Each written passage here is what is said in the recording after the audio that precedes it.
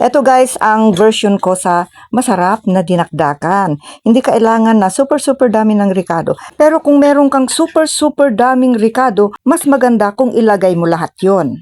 Ayan, masarap yan guys. So, instead of yung utak ng baboy ang ilalagay ko, ang linagay ko dyan ay mayonnaise. So, yan lang paminta, sibuyas, luya, mayonnaise.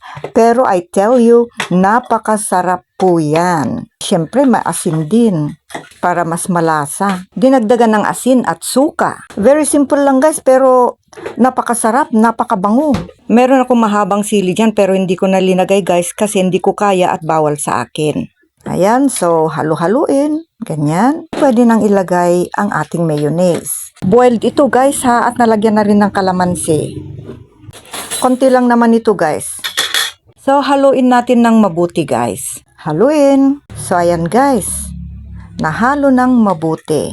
Ang bango talaga guys. Tinikman ko na. Hindi pa naihalo na mabuti. Tinikpan ko na yan.